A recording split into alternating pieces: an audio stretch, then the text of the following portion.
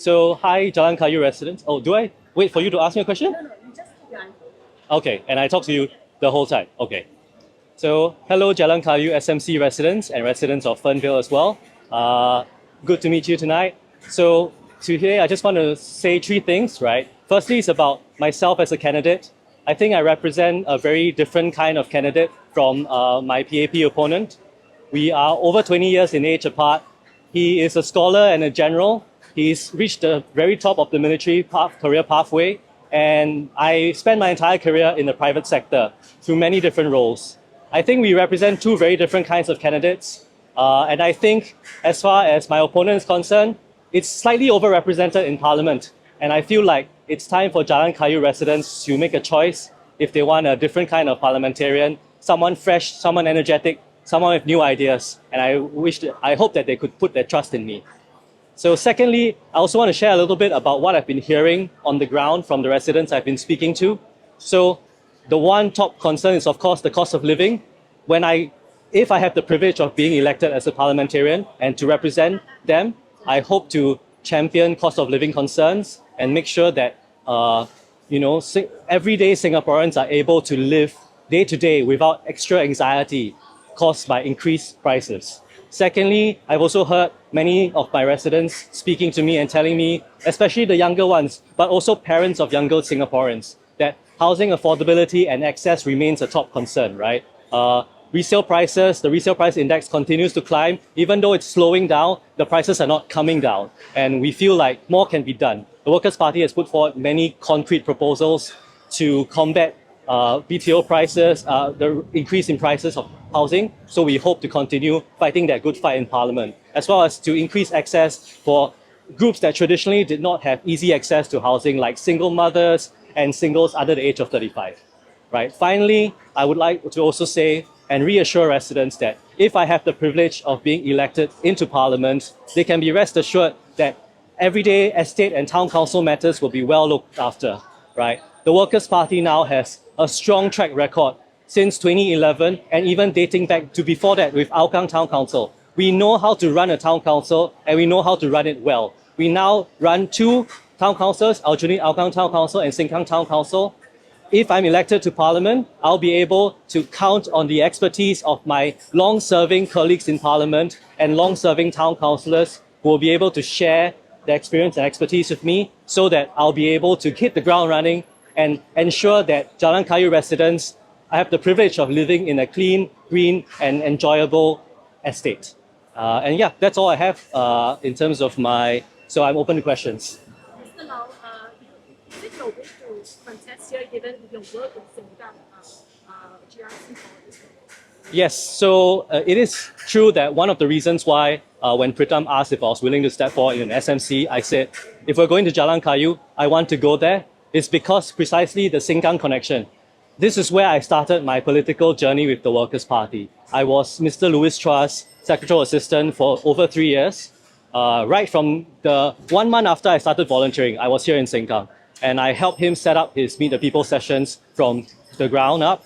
And I really feel a very strong connection with Sengkang. And I feel like the Jalan Kayu residents also feel a strong connection with Sengkang. They take the Sengkang LRT back home, right? I think a lot of them have shared the quizzical notion with me. Is like, why do I take the Sengkang MRT and the Sengkang LRT and I come home and I see the sign Ang Mo Kio outside my house? It doesn't make sense to them. I think it doesn't make sense to me either. And we want to bring Jalan Kayu back into the Sengkang family. Quite strongly about the alliance issue. Actually, this morning there was a post from former GCCA mentioning asking Jalan Kayu voters to ask which possible for the decision to have taken. So, could you share a bit more about how you see this management of voters decisions of Well, I don't want to get too specifically into the NTUC Income Alliance issue because to me it is just representative of a broader issue, with the way governance is done in Singapore today, right? It is just one of many missteps that our previous administration has had over the last parliamentary term. And I don't want to go too much into details. I think Mr. Tan's statement speaks for itself. I urge Jalan Kayu residents to read it and form their own opinions. But all I would say is there's still many unanswered questions, and I think Singaporeans at large, not just Jalan Kayu residents, deserve some answers. Yes.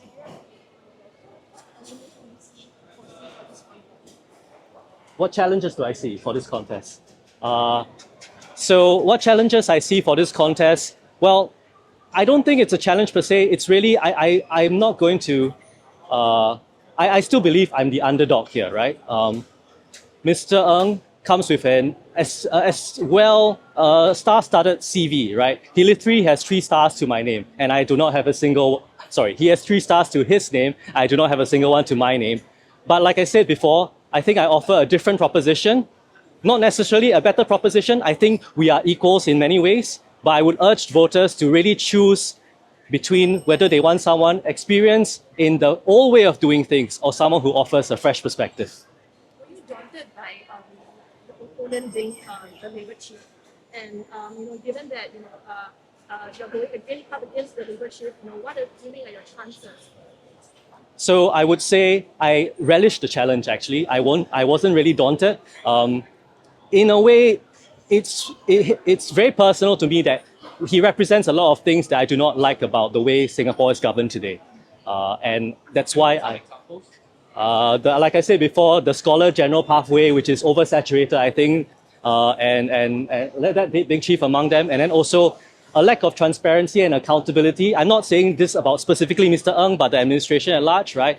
Singaporeans are asking for more accountability, more open communication. We want to know why decisions are being made, not just after they have been made and just being told to us by diktat. And so that is why I decided to step up. Mr. Loh, Pritam from government, I understand your party was mentioning that the NTUC comrades can serve the people even remaining in NTUC life. So even you could have served the people even doing volunteerism. What prompted you to make the journey towards power, towards party? As my Secretary General very elegantly said yesterday, the NTUC trampoline is something that is only accessible to losing PAP candidates. So unfortunately for us in the Workers' Party, I would say volunteering alone can achieve quite a bit, but in order for us to make an even greater impact in Parliament, we do need to get more opposition voices into Parliament. We have the momentum with us. We need to keep the momentum going. I think Singaporeans cannot be complacent. We went from 6 MPs to 12 at the last election. We need more. We need more opposition voices to continue on the path that we are on now. Singh, I have a question for you. All right. Yes. Shred from Channel 8. Hi, Shred.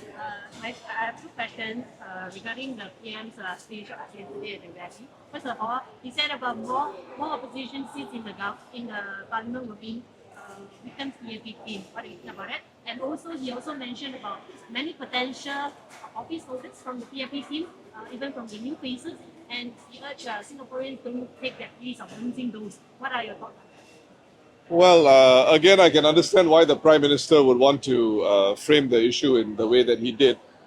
My own view is quite clear. I mean, I've mentioned it before at doorstops like this. If the Prime Minister is saying that he needs more than 2/3 of Parliament to be full of PAP MPs, then I think we have a serious problem in terms of how robust PAP processes are and how robust our political system is. I believe that we have good people in various verticals in government. And even if you have a parliament with 1/3 of it comprising opposition MPs, you will have a government that is free to address the problems of the day and problems of tomorrow. But if the Prime Minister is saying, no, with 60% of the vote, we need 90% of the seats, and only then we can govern properly. If not, you weaken the PAP. I think we have a very weak PAP already to begin with, if that is his position. So that can't be the case. So as far as we are concerned, we have put it forward to residents, we've put it forward to voters, to Singaporeans. We are a force for good. We intend to represent Singaporeans faithfully in Parliament, and that's what we'll do. What about the office holders' potential schedule? Well, let's take a look back at what happened in Aljunied in 2011. There were many office holders. There was, I believe, one individual who was already earmarked to be Speaker of Parliament. You had Mr. Ong Ye Kung, who was supposed to be a minister. Let's not talk about what he abandoned. There were other office holders too, important people, some people like George Yeo. And Mr. Yeo, with full respect to him, has continued to serve Singapore in so many other ways. Look at Mr. Ng Chee Meng in G 2020. And I made the remark in my rally speech yesterday. He's gone on to serve NTUC, and I'm not taking anything away from him or being snarky, but he's done his part for workers. So the PAP trampoline, the way our system is organized, will not prevent good people from serving the country in many different capacities. But opposition MPs don't have these safety nets. That's the reality. So when we offer a good slate of Singaporeans for elections, I request Singaporeans to think carefully and consider seriously about having more solid opposition voices in Parliament through the Workers' Party. Can you say that again? Sorry, what? From Zabao. I have two questions. The first question is, you launched you made a very heavily worded speech yesterday at the rally against the Labour MPs. So is that a new strategy for for Workers' Party to speak up against those who are in various wards around the island? Yes. The next question is, we know that Mr. North actually made his Facebook post a few days back regarding the WP and whatever stories that he had. Why did Workers' Party take so long to actually respond? I don't think we took so long to respond. It was at least 2 or 3 days. I don't think, you see, we didn't take him seriously. I mean, if someone really comes along and says, I've got the WP MPs on my side and I'm going to run my ideas through them, anybody can say that. The question is, will the Workers' Party MPs do it? And we will not. We will exercise our voice in Parliament faithfully on behalf of all Singaporeans in a multiracial context, in a secular context. We have to do that. So when do you become aware of that post? It would be after it had come out, certainly. But why is this of interest to you? No, we're just curious because it seems that Workers' Party was not able to respond to that immediately. I beg to differ. I think we responded to it very promptly. Very, very promptly, and we nipped the issue at the bud very quickly. You had a first question which I didn't believe I answered.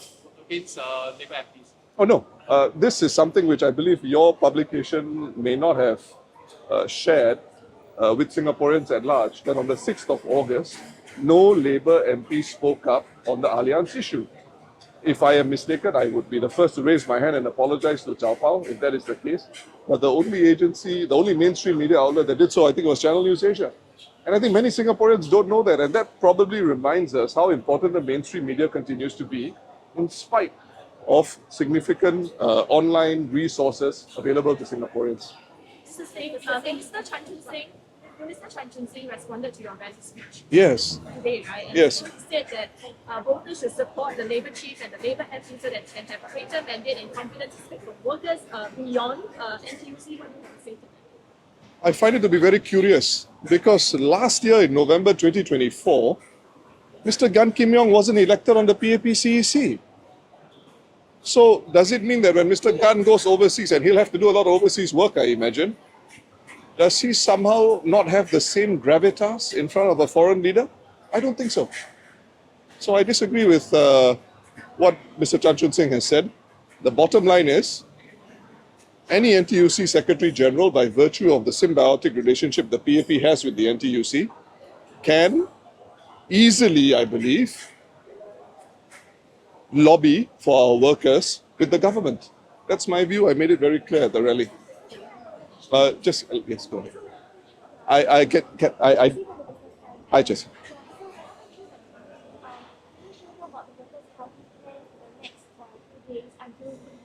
Akan datang, so you will find out very soon. So we're having a rally in Punggol. Originally, we wanted the Sengkang, Jalan Kayu, and Punggol voters to be served by our first rally.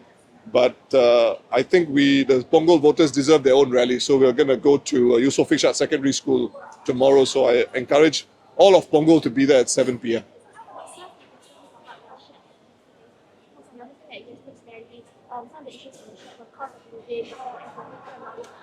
Yes. I think you will see us continuing along that vein, but for everything else that's coming, akan datang. So, sorry. Yes, go ahead. So today, Dr. Lakini said that contesting alternate and Singh is a huge challenge. Does that people take it as a good sign, especially for him to say this is halfway in a campaign? No, it's not a good sign at all, actually. Every vote for the opposition is going to be a vote that we have to fight for. There is no room for any complacency for the Workers' Party. So, to all our voters in Aljunied, Hougang, Sengkang, your vote is so critical. And we have to fight for your vote, we have to earn your vote, and that's what we'll do.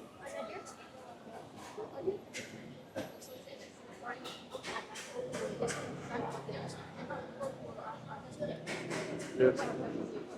I don't have anything to say about that. Sir, Vanakkam. What is the rationale for sending a first-time candidate to up against I think Andre put it best. He brings something different to the table. We have enough scholar generals in parliament. Let's have some fresh thoughts, fresh ideas. Yes. Singh, just to understand, because there were open statements that support the so was there any misunderstanding in the so did we expect to see a reaction? I cannot speak for this person, but I can speak for the Workers' Party. If you try to put forward your views in that way and then use us as a stalking horse for your point of view, you are going to see the Workers' Party take 10 steps back and say, you're on your own. I'm so sorry, we don't operate this way. And that's not how we can work in a multiracial society. Sir, Vanakkam. Vanakkam. Thank you, sir. University of Federal University. I would like to ask about your comment on, the party has been saying that you would like to abolish the role of mayors. The mayors they do serve the CDCs, and if I'm not wrong, during the COVID, they were the one who were able to reach almost 600k people, and they also pushed like almost 1.3 billion spending, like local voucher spending. And the salary they draw is from the clean wage salary system of Singapore. They draw one political salary, and they are the people who just connecting the social cohesion at the ground level. Yes. Despite knowing everything, may I understand from your good self what really prompts you to say that, and how are you going to address this gap, sir? Thank you. Let me take you on a journey back in terms of how the CDCs were first organized. When the CDCs were first organized, Singaporeans were told they will look after things which today the SSO looks after. They will look after elements of managing individuals who have job insecurities and all sorts of things. One by one, all these things have gone to different agencies. But they are still around. So the CDC nomenclature is due for serious relook. I mean, you talk about CDC vouchers. I can call them MOF vouchers. And that would still be legitimate, a legitimate transfer from the government to Singaporeans. I mean, we can pat it whichever way we want. But I think Singaporeans, and I have to say, I think in large numbers, have made their view known on CDC mayors and how important or how necessary they are. There are other organizations that can clearly take over that role without having to have such a big bloated bureaucracy there, in my view. But also the salary being a part of the clean wage salary system that we have. Is there anything Well- that you would like to add? Well, I don't want to comment on that. I think this is not an issue of where jealous of their salary, jealous of this. That's not the issue. The issue is we can do this, we can continue rendering the services that the CDCs render without the current system. Hi, Lorraine from CNA. Hi, Lorraine. On Madrid, if you don't mind. I'd like to ask, with this whole income alliance saga we're seeing right now, do you think that gives you the upper hand against Mr. Bunjime? Yeah.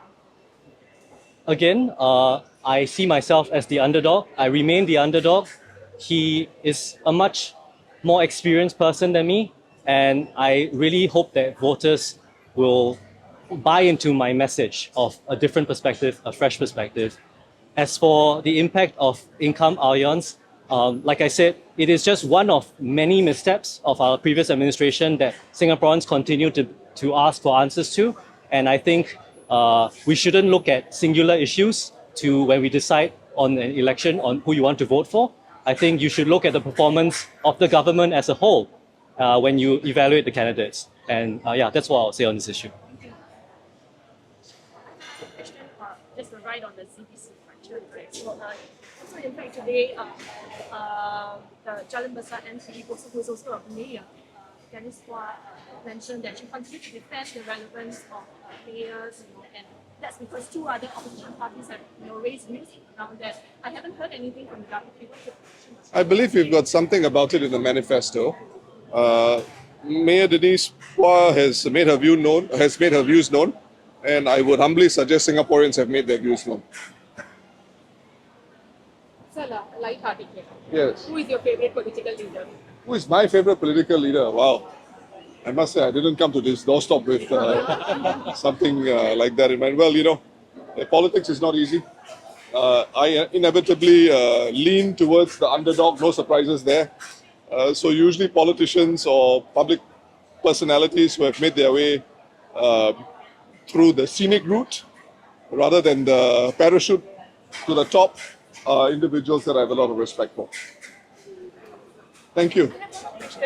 Yes. There is like an unprecedented, She's my resident, by the way. there is an unprecedented number of lawyers, or law-trained individuals in the party right Yeah. now. How did that come to be? Do you have a backstory to that? No, it's a happy coincidence. We're loyal and loyal. One question. Yes. We're almost at the halfway mark, or not at the halfway mark. Yes. How is it going through part of the Markets Party, and then for Grace, how is the ground reporting to you? Well, for the party, we continue our work. We continue working for Singapore. It's not easy work, as you can imagine. We do our best. We reach out to all voters. We put a serious proposition to them. We call for a more balanced political system. We commit to voters that we will work for Singapore in our national interest. And so that remains the trajectory that we are on. I will leave Andre to answer the question that you put to me.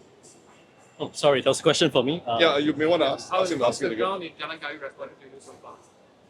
So far, I have received a warm welcome from the residents. But again, I still believe I'm the underdog. I do not want to be complacent, and I believe every vote counts. So for those who the message has resonated with you, please do help share it with your friends and family, and I hope that we can pull ourselves across the finish line in first place. All right. Thank you very much, everyone. And thank you for your time this evening. Thank you. Thank you.